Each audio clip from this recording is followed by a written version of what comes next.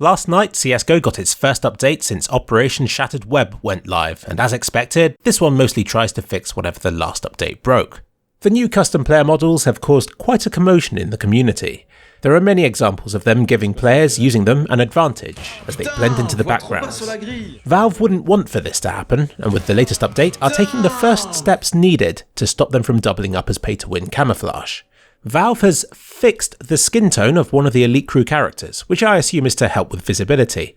I saw very little difference between stock models, so I assume it's got to be one of the fancy new ones. Though this guy's belt and shoes did change a bit. As well as this, they have brightened numerous spots around the official maps. I'm not sure if this can be considered a proper fix to the issue, or if it's just a stopgap until they come up with a better solution. But it's not just a problem in Valve's own maps. Community levels will also have to cater for so many more colour schemes and character types. FM Pone, who expressed dissatisfaction with the new skin's visibility, has since decided that at least some of the burden lies with him to make all players more visible in his map, even though the problems arose after he had released it, through no fault of his own. Whatever happens next, better visibility in the levels is always welcome, with or without the new skin models. But I reckon this update is Valve testing the community to see how much we care. I reckon that if we keep complaining about it, they'll do something more.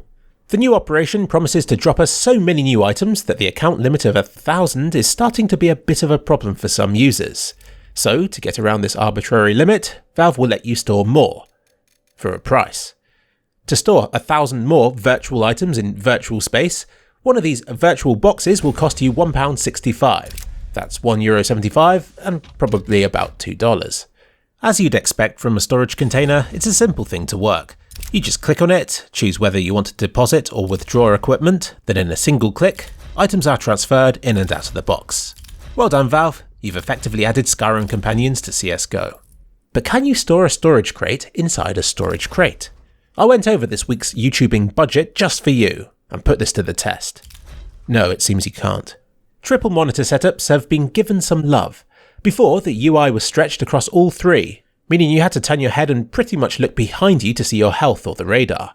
In the game's options is a new feature to shift all of the important stuff to the middle display. This will make it as though you're gaming on a single monitor, with everything important in front of you, leaving the other monitors with the sole purpose of displaying the game's environment. And it doesn't discriminate either. If you only have one monitor, but still want everything to be closer to the centre, then this feature's for you. It supports the menus and in-game. Adjustments to the operation include adding a countdown until next week's missions go live, and making it easier to bring up the scoreboard at the end of the game. Using mouse 2 feels a lot more intuitive than failing to find the button until you read at the bottom of the screen that it's spacebar. Like, what was that about? A re-zoom regression has been fixed. You may or may not have known about this bug, depending on what kind of button pressing OCD you have. A tweet 2 days ago stated that holding down the fire button after shooting and then pressing the zoom button would immediately make it skip to the second zoom level, but it's been fixed.